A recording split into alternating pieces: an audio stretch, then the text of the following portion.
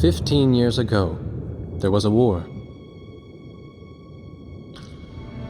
Well, war's broken out here plenty of times before. They've tried to invade the Southlands through the Northern Valley time and time again. Luck was never on their side, though, and their victories didn't last long.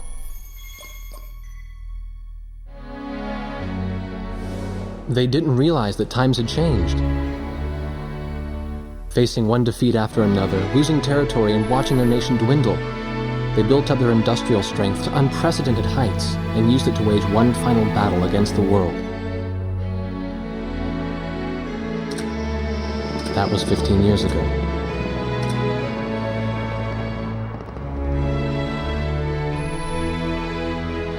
They fought ferociously, but were utterly defeated. The Belkans then committed the unthinkable. They used nuclear weapons on their own soil. Seeing this tragedy unfold before their own eyes, the victorious countries vowed to throw down their weapons. The world was once again at peace, and thanks to them, it seemed it would last forever. On a distant island, far away from civilization, the protectors of the peace take to the skies.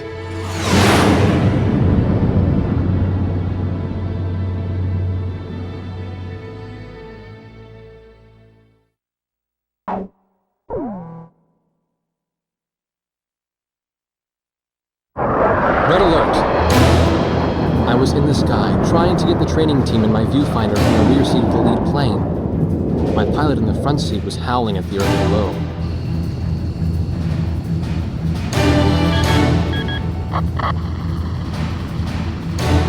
Give me a break. I'm babysitting Nuggets up here.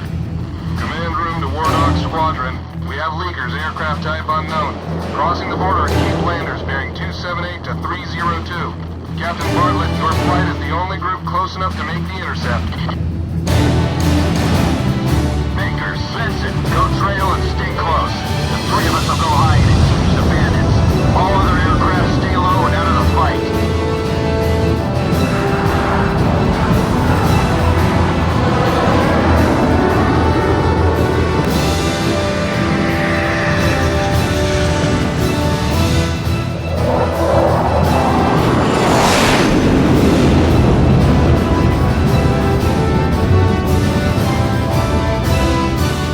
The world turned upside down, and my stomach turned inside out.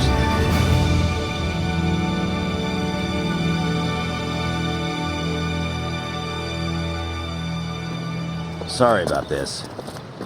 The captain's apology to me seemed misplaced. One instructor had survived the fight, but crashed on landing. The other one was killed in action high up in the clouds. It wasn't his fault that the unidentified aircraft fired on us without warning. Nor was it his fault that the low-altitude area where he sent his trainees was directly in front of the enemy. 8 people died because the command room had misplaced some zeros. That pilot in the number 7 was amazing. Did you see her fight back? I couldn't bear to watch. Nagase, you keep flying like that and you'll die real soon. I won't die, sir. The only surviving trainee's voice was almost a whisper. Are you sure? You look like you couldn't hurt a fly.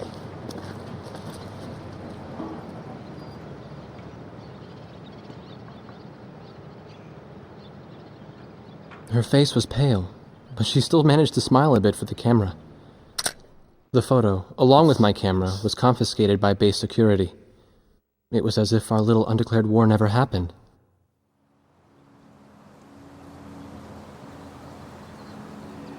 I came to cover this remote island because I heard that a very unique squadron leader was stationed here. I didn't realize he was this unique, though. This bad-mouthed, good-natured old firebrand could take the greenest of rookies and forge him into a fearsome fighter pilot. Of course, that possibility vanished with the day's encounter.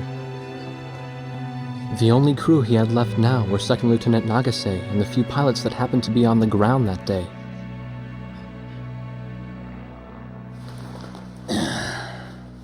I know you don't like this, but we're short on people. Starting tomorrow, all you Nuggets are gonna be sitting alert. If we launch, stay glued to me up there. Nagase? Sir, You're flying number 2 on my wing. Gotta keep an eye on you, or who knows what you'll get yourself into.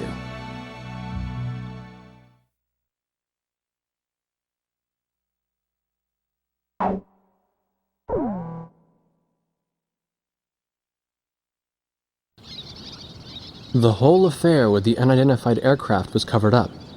There was even a rumor going around that it was actually a UFO. Officially, the world was still at peace. Having witnessed the battle myself, I wasn't allowed to leave the island. Why do they even bother reprimanding me anymore? I know I'm gonna be stuck at Captain forever.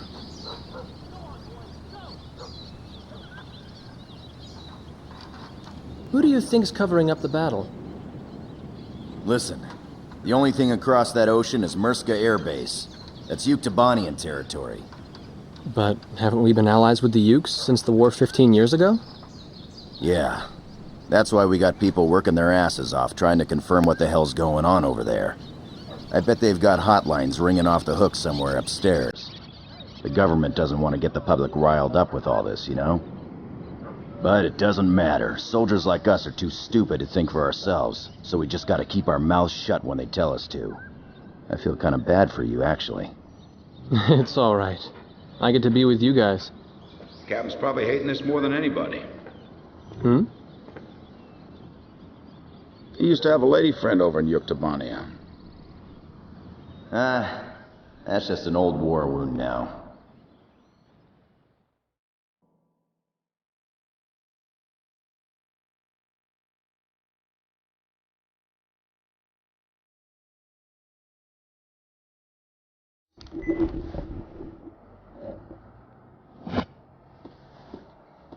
This was the room, or the cell, I had been assigned to. Captain Hamilton. Unlike his superior, the base commander who locked me in here, he's been very reasonable with me. He even got my camera back. He told me that if his uncle wasn't a soldier, he would have liked to have a job like mine.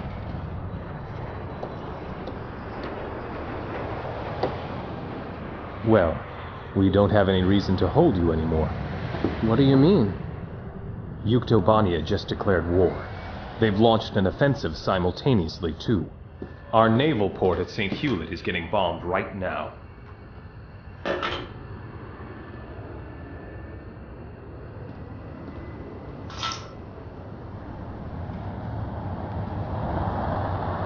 There were only 3 of them now.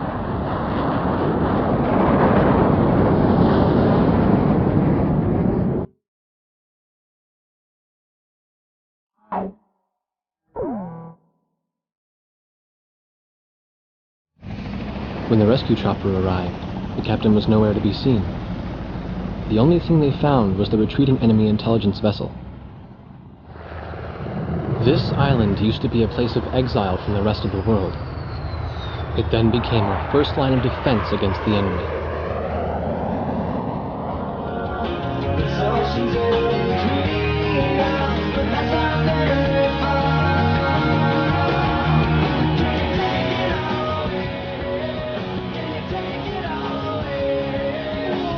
Who'll be the flight lead tomorrow?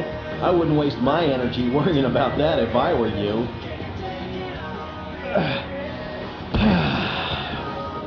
We're an auxiliary squadron, you know, so His Highness the Lieutenant Colonel will just come down from the mainland and take over. That's all. Phew, I love this sound. Calms me down. I'm gonna sleep well tonight. I heard that the one who broke the captain's heart 15 years ago was a recon major in the Uke Army. Yeah, I did my history homework. We were allies back then. Man, the base commander sure wasn't being subtle about making accusations. Was there anything suspicious about the captain's behavior, he says.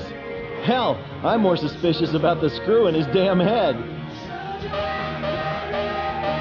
Ah, you're kidding me. An air raid? Give me a break, man.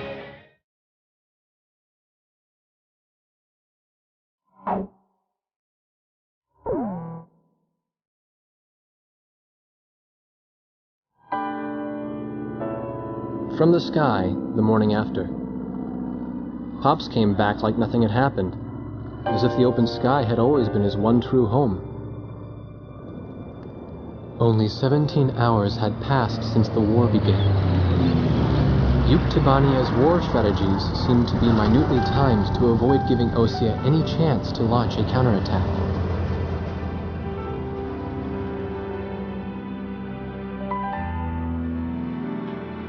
I got a notice of assignment as a member of the press corps.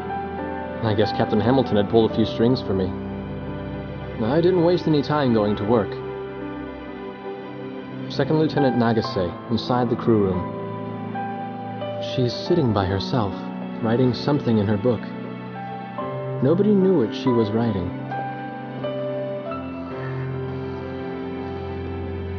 I realized these people may well be the story I was looking for all this time. In fact, I was sure of it.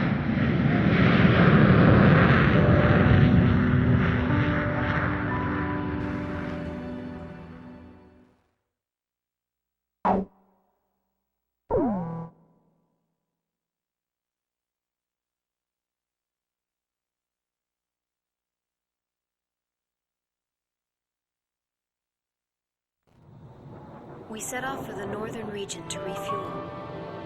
This place is paradise compared to what's further ahead. Beyond our destination lies the closed gate to Nord-Belka. 15 years ago, the Belkans set off 7 nuclear bombs there to stave off the advancing Allied forces, entombing themselves in the frozen valleys to the north. That bit of history should have been enough of a lesson for us all. The 7 Belkan cities near the gate were vaporized, and the local area is still highly radioactive. Our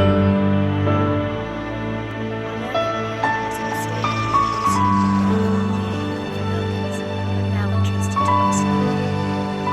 If you refer to the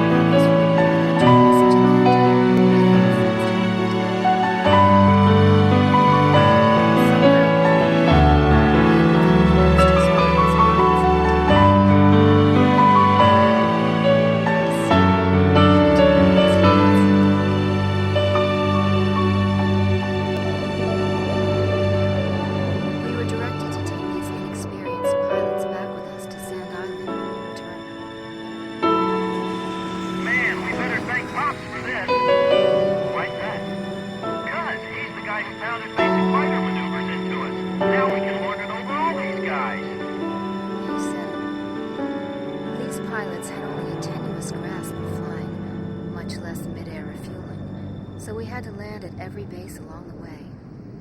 I can't believe we have to send them off to guard the western coastline.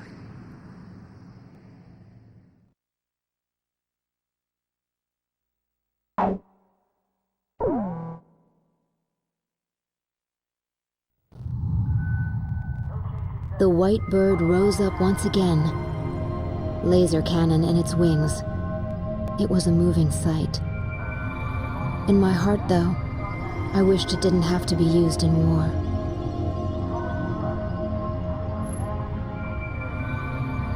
None of them found out why the enemy targeted the base until much later.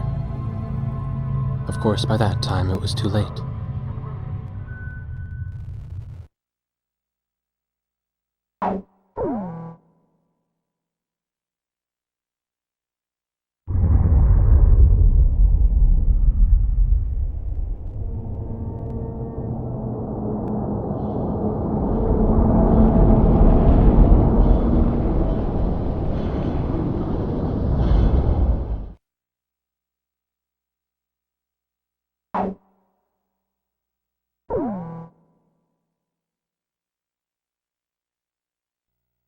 After my article, The Four Wings of Sand Island, was published to wide acclaim, I grew bolder. Here was a profile view of the base commander, the emperor of this base. Don't. He's in a bad mood today. If he catches you, he'll have your head. What happened?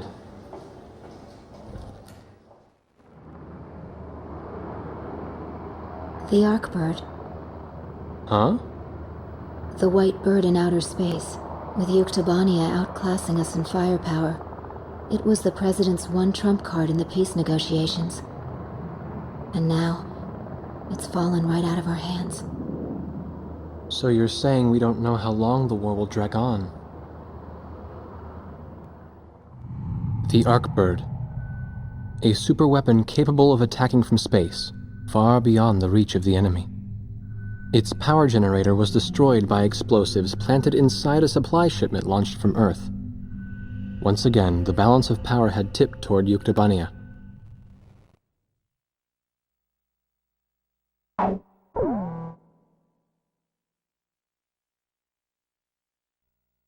General Howell, Supreme Commander of the Osean armies deployed to Yuktobania, successfully stormed the enemy beach and established a command center on the spot.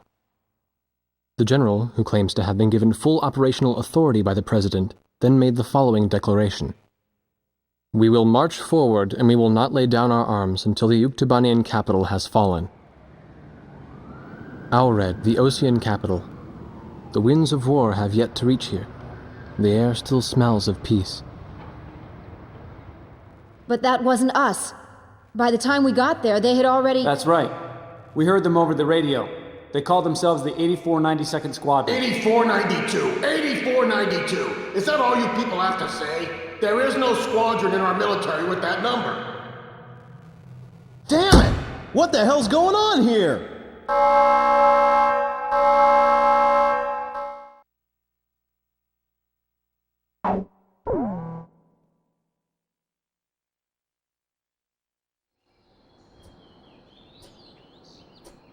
Despite the hectic mood among the staff at HQ, the start of the briefing was delayed. But the weary pilots, knowing full well that they must force their exhausted bodies back into the air once the order was given, weren't the slightest bit disturbed by the delay. Hey, what are you writing there? I just can't remember this next phrase. Here, let me see. Hey! The princess couldn't feed the dove that day. She was too sick. May I take a look? Rosgrees. The demon of Rosgrees got her, right? You know the story? The demon from the North Sea. I remember. My grandma used to tell me bedtime stories about it. And every time she did, I'd be too scared to go to the bathroom in the middle of the night. Settle down, people. I know a little about that famous legend, too. When history witnesses a great change, Rosgrees reveals itself, first as a dark demon. As a demon, it uses its power to rain death upon the land, and then it dies. However, after a period of slumber, Rosgrees returns.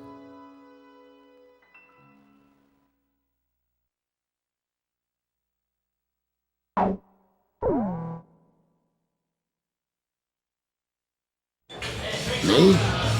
Heavens. The ace pilots who sunk the enemy submarines are right over there. And I'm the person you want to interview now? No, it's not that. It's just that I heard you used to be a fighter pilot yourself. I just fly freight planes for the maintenance crews now. The captain, Captain Bartlett that is, said it was time for an old man like me to quit trying to compete with the young guys. Talk about a lack of respect. Where did you meet Captain Bartlett? We were both shot down and we bailed out behind enemy lines in the last war. We got through the bullet-ridden battlefield and made it back to the Allied front line. I tell you, it was tough getting the Army to believe we were on their side. Shot down? You two? Hey, it was a long time ago. Everyone makes mistakes, right? Oh, no, I didn't mean it that way. Even if you're not flying with those pilots, your age and experience provide a lot of support for all of them. I just wanted to tell you that. I've seen that you really listen to what they say, and you always have helpful suggestions for them. Well, thank you. I think they're all going to need you, now more than ever. I'll do what I can. These people, it's like they're walking on a tightrope that could snap at any second. They're going to reach their breaking point sooner or later. Yeah.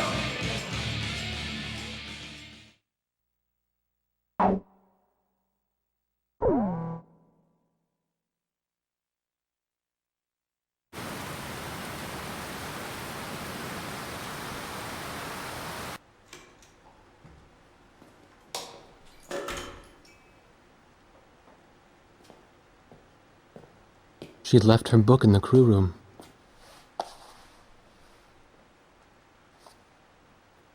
A Blue Dove for the Princess. That was the title of the book she left behind.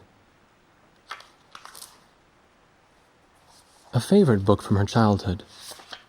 The pages have torn off over the years, and she had been writing down the words that were on those pages, trying to remember every sentence and every verse. I loved this book so much, but I only have faint memories of what was inside. I feel like I've grown so far away from everything since then. I remember how she looked when she told me that.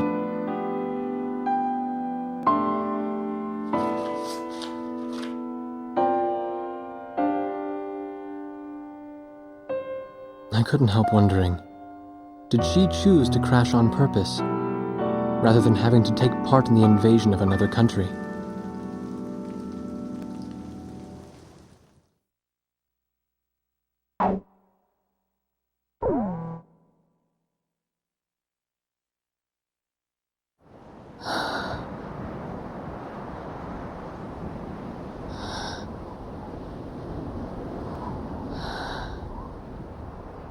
When the rescue team found her, she was holding captive a group of soldiers who were sent in to capture her.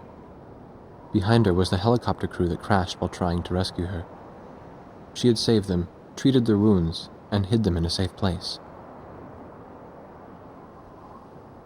I needed to rethink my image of her after this, after seeing her amazing toughness and tenacity. She even managed to obtain a little information from the soldiers she captured. It seems the people of Yuktobania were also beginning to have doubts about their leaders in the current war. And word of Nagase Squadron was getting around, as the force that sunk 2 of their most powerful submarines. The Yuk Army soldiers had nicknamed them the Demons of Raz Gries. She was obviously very proud of that when she told me about it later. Perhaps her pride was for Captain Bartlett, the man who had trained them, or maybe it was for her current captain. However, nobody in the upper echelons of her own army was proud of them. Bartlett was still missing, and that made his old trainees the subject of suspicion and criticism.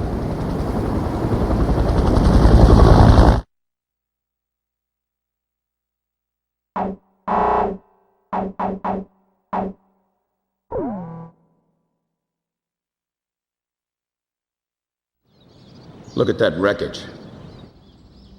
I'm amazed they're still making them like this. They? This looks like a standard fighter jet, but it's actually different. They've done a lot of things to reduce the number of parts and cut down manufacturing costs, without sacrificing the plane's strength and performance. Very cost-effective. You could make 3 planes for the price of 2 this way. Who's this they you're referring to? North Ossia Grunder Industries, formerly the South Belka Munitions Factory, run by the Belkan government. But Ossia has taken over that land now. South Belkan technology is being used for Ossia. Why does Yuktobania have this? Good question. Actually, speaking of Belka, Ossia recruited some Belkan flying aces after the war 15 years ago to strengthen our Air Force. You know about this? No. Really? An aggressor squadron comprised entirely of Belkan aces, our old enemy. Well, that's the rumor anyway. Even an old fox like me isn't sure they exist. I bet the current administration isn't even aware of the story.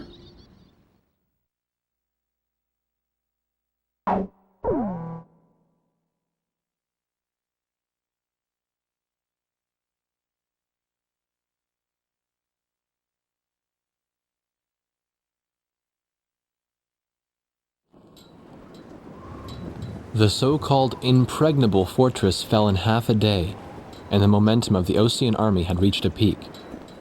Its final stronghold lost, the Yuktobanian army was setting up a barricade in the urban area up ahead. The next battle could see a lot of bloodshed, with innocent civilians caught in the crossfire. However, the men and officers of the Osean army were optimistic. They thought, as long as the 3 fighters from Sand Island were taking part in the action, things would turn out all right. They have become the center of the army's strength now.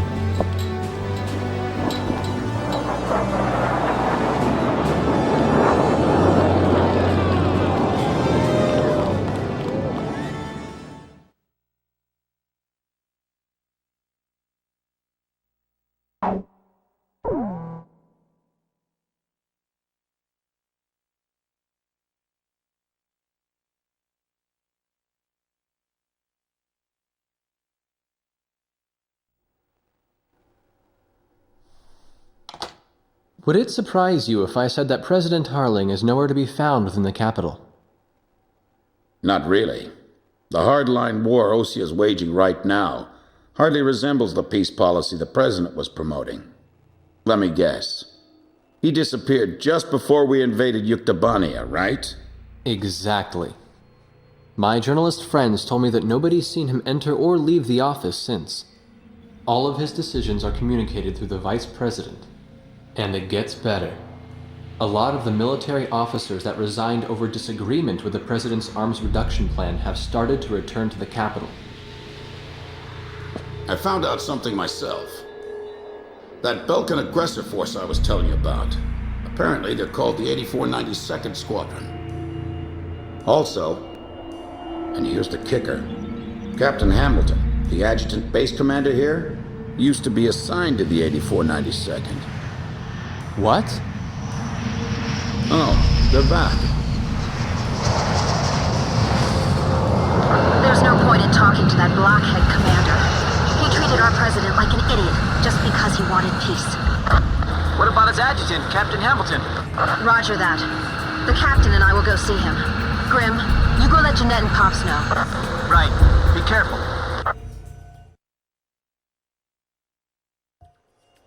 What? Nagase and the captain went to see Hamilton? What is it? Did I do something wrong? Let's hurry. You got it. We don't have time to warn the captain in Nagase. We'll have to talk to the base commander ourselves.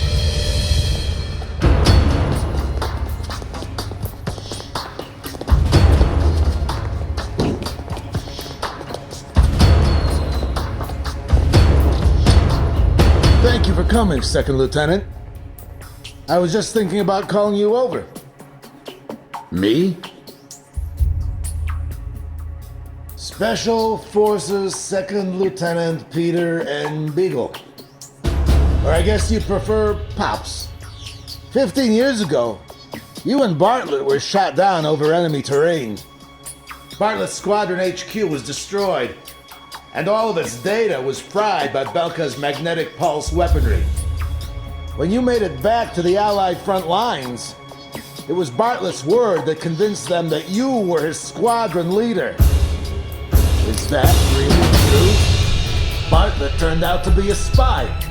So, who are you really? Can't prove anything about your military record, can you?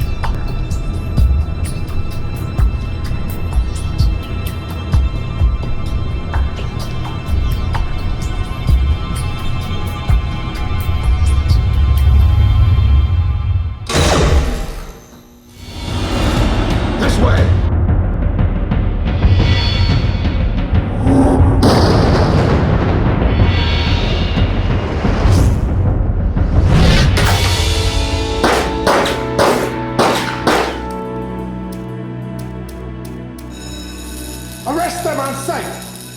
They're spies! Shoot them if you have to!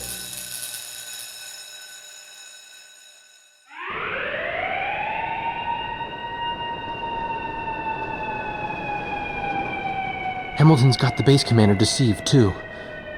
I punched that guy's lights out. That bastard was wearing a major's insignia on his shoulder. I don't know who it is, but someone's trying to widen the rift between the two countries and keep this war going. If OSEA continues to win, then the war will be over. And they're after us to prevent that? You're kidding! You people are the pillar of morale for the entire Osean army now. And now you know something you were better off not knowing. The President's disappearance. Listen, Pops, who exactly are you?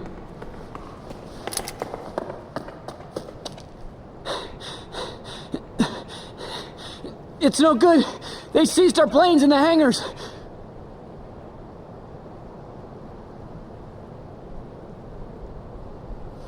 Hangar C in the rear probably isn't so heavily guarded. Yeah, but over there's nothing but... We'll escape with my training jets. Good thing I maintain all my planes well, eh? Let's try it. Jeanette, you take the seat behind me.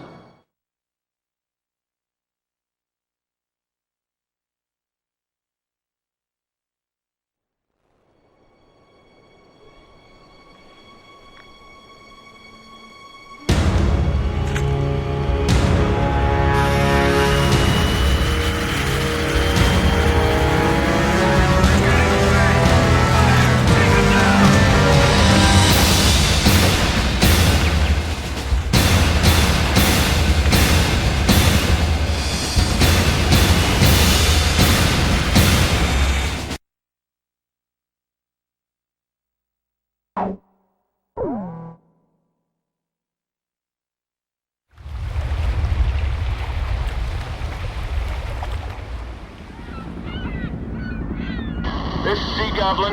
We have found the floating remains of the destroyed aircraft in the water. I don't see any of the crew.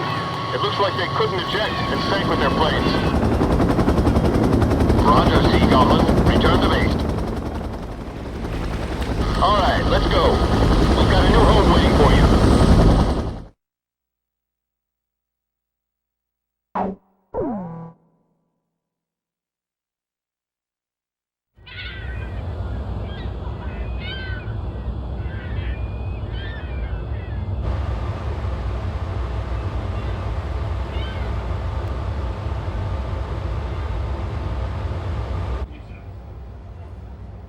Captain Anderson, the man who commanded the aircraft carrier Kestrel and kept her afloat through countless battles. Nah, I'm just a guy who's fought one losing battle after another.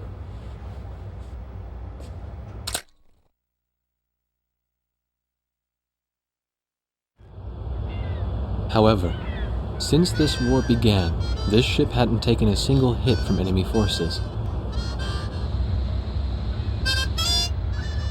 This ship may be unharmed, but it pains me to see fewer and fewer pilots coming back every time we launch them out on combat sorties. Now the only pilot left is Captain Snow, the squad leader. Nobody wants an aircraft carrier without aircraft. So we're just sitting idle here.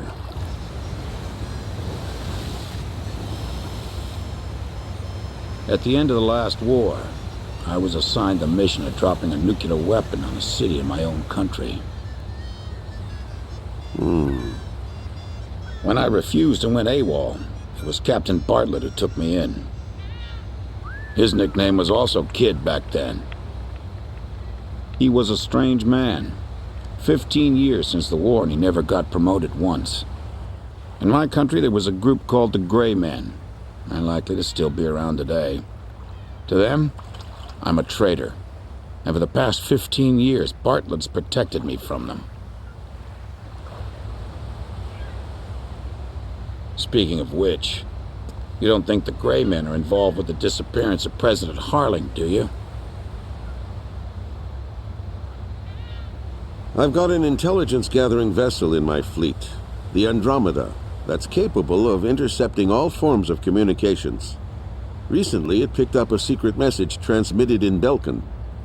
That, Colonel, is why I called all of you here. All this intense flying's tough on an old body.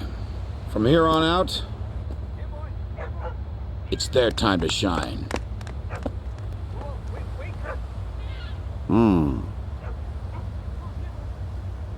But what'll we do about planes?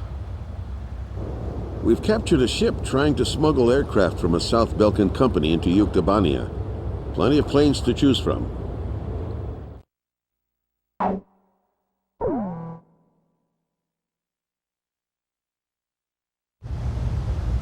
When we got word of the president's return and ran up to the bridge, he was smiling and chatting with Pops and Captain Anderson. Apparently, he spent his days confined in the old castle, looking at the 7 Ground Zero craters right out his window, which served as the border between the two countries of North and South Belka.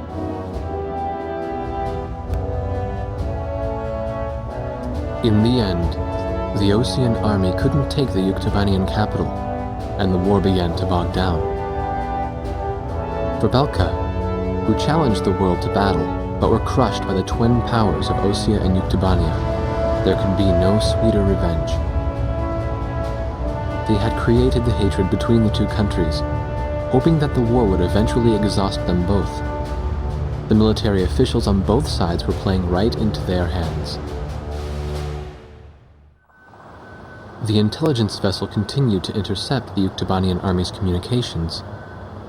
One message from Air Force Traffic Control contained a string of mysterious numbers. Latitude, longitude, a date and time, and one more set of numbers. The president had the answer. Well, how about that? These are the numbers of votes I won in my presidential elections.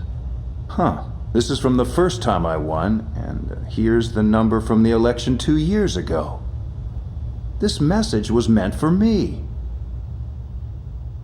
The coordinates marked a location within North Balkan territory. The date was tomorrow.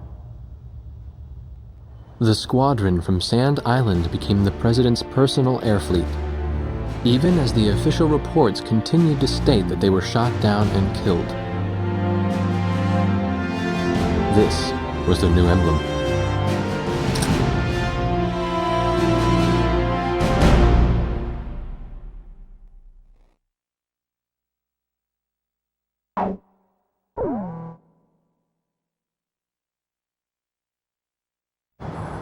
The president broadcast his voice repeatedly in an effort to reveal the truth to his citizens and soldiers.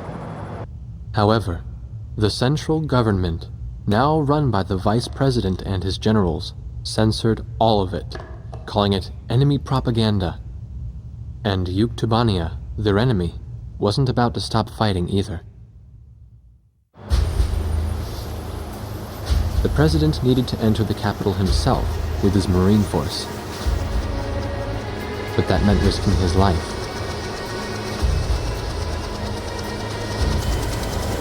As he boarded the helicopter, the president smiled and said, "Here goes."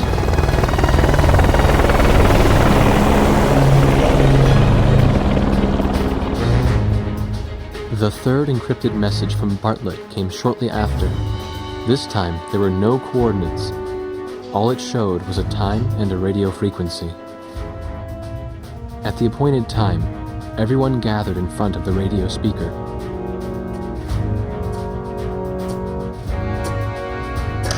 Hey, it's me! Get the wax out of your ears and listen up. We found Nicanor, the leader of Yuktobania, and we broke him out of prison.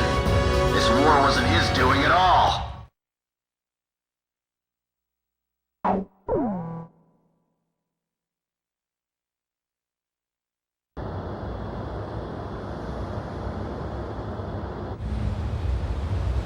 He had returned once more. He brought Nicanor, the Prime Minister of Yuktobania, with him, and surprisingly, he had brought one more person. A female recon major in the Yuk army, the one who broke his heart 15 years ago. It became clear why nobody could find him in the POW camps. The very first POW of the war, he had escaped before they could even get him into the camps.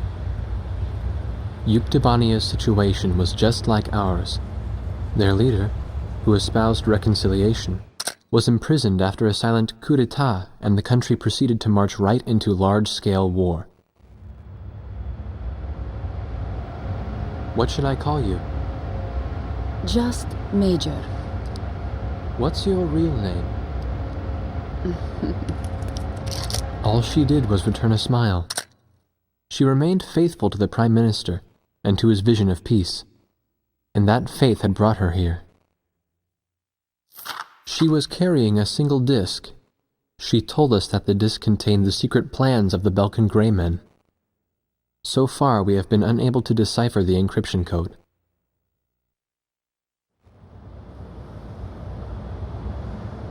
The Solg. A military attack satellite that your country began building during the war 15 years ago, then abandoned in the peace that followed. The Arkbird was reborn partly to resurrect that dreadful star. Now, even after the Arkbird was destroyed, the Space Center's mass driver is still launching supplies into orbit. What is that star receiving from them?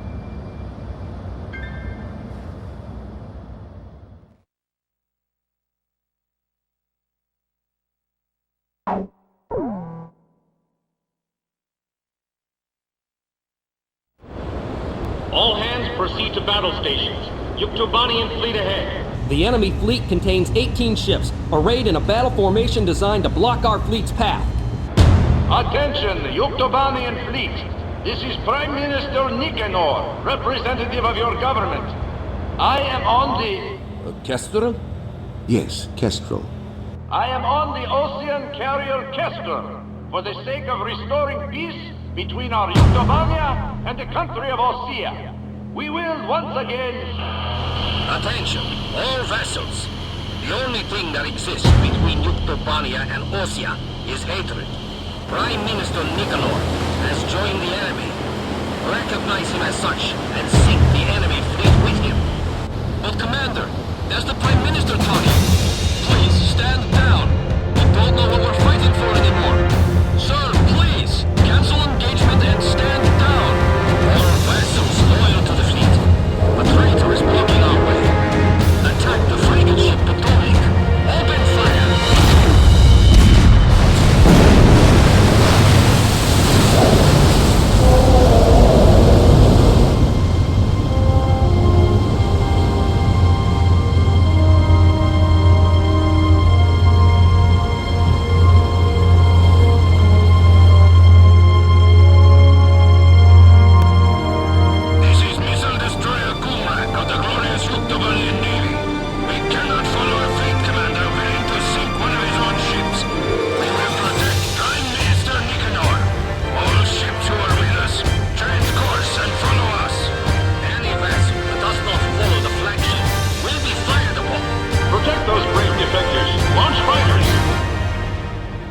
Prime Minister, please take your leave.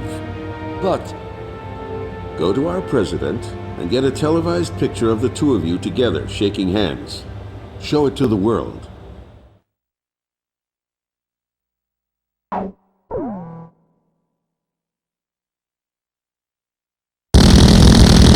Second wave of missiles inbound. 10 seconds to impact. Counter with artillery barrage. We can't hit all of them. Brace for impact.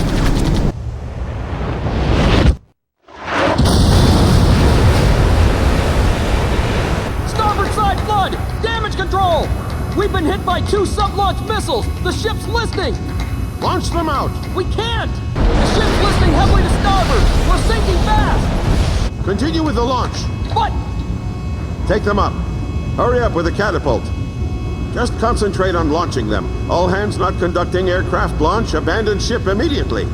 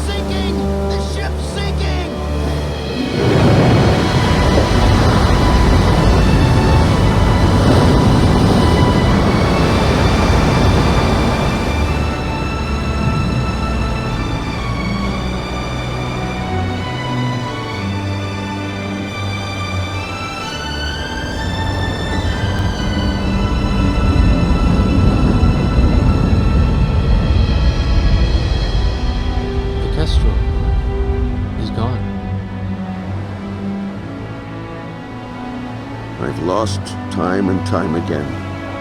But now, I finally won. Look, we launched them off safely. There's my victory. As long as they're in the air, I haven't lost. And I know they'll succeed. Yeah.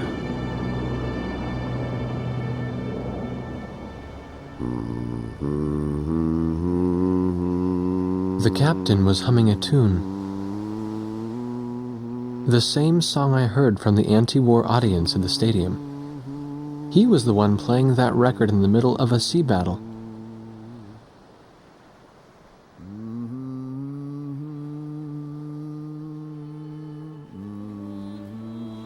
This is President Harlan of the Osean Federation. Attention, all Osean and Yuktobanian officers and soldiers currently on the battlefield. Let us put down our guns and come out of the trenches.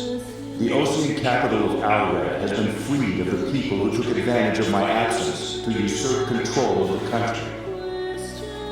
Once robbed of my freedom and of my ability to do the right thing, I now stand again under the light of the golden sun. And I do so with the Honorable Yuktobanian Prime Minister Nicanor by my side. We have resolved our terrible and unfortunate misunderstandings, and the war is now over.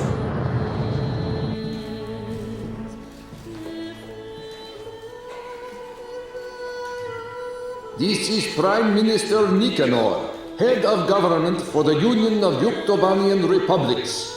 Attention all officers and soldiers of Osea and Yuktobania currently on the battlefield. Please watch as President Harlan and I stand shoulder to shoulder, hand in hand. President Harlan's words are true. The war is over, but there is one more battle that still needs to be fought. We believe that those who have tried to stir hatred between us are now preparing a weapon that could wipe out half of all metropolitan areas in either one of our countries. Our comrades are in flight as I speak, determined to stop this plan dead in its tracks. Which country is under the threat of mass destruction? That we do not know. However, that is no longer important. No matter which country is hit, it would be a severe blow to all of us.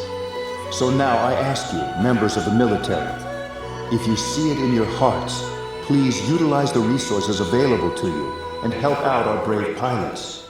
Right now they are flying east to meet the enemy.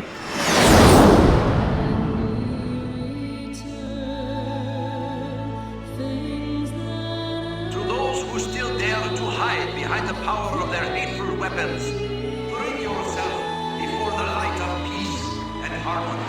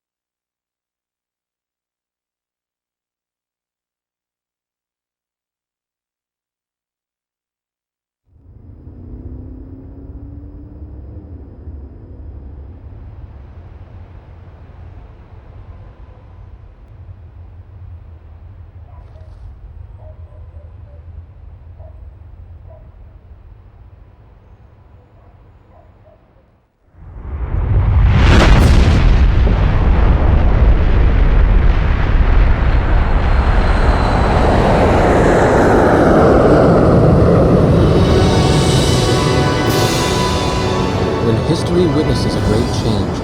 Ras Gris reveals itself, first as a dark demon. As a demon, it uses its power to rain death upon the land, and then it dies. However, after a period of slumber, Ras Gris returns, this time as a great hero.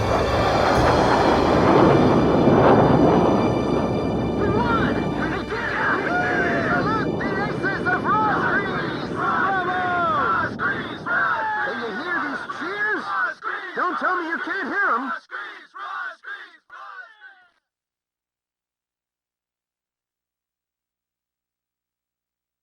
Peace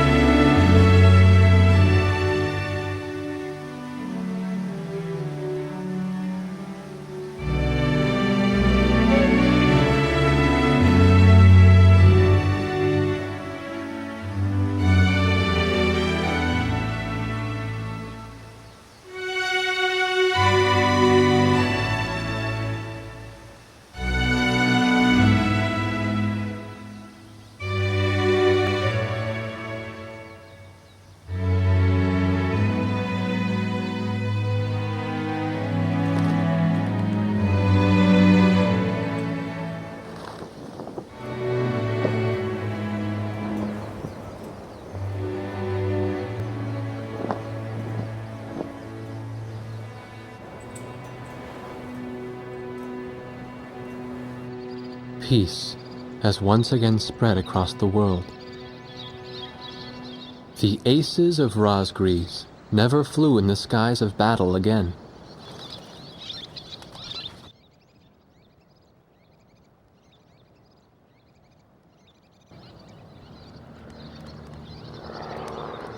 Above the clouds, there was only a clear blue sky, no longer in need of heroes.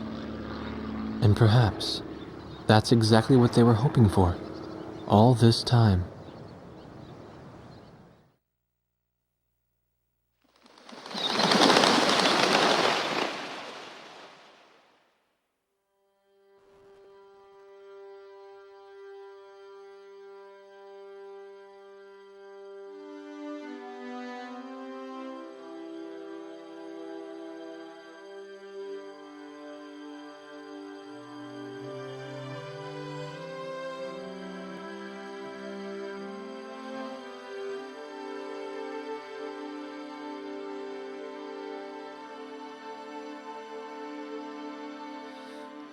Journey begins, starts from within, things that I need to know. The song of the bird echoed in words, flying for the to fly, thoughts endless in flight, day turns to night, questions you ask your soul, which way do I go, how fast is too slow. The journey has its time.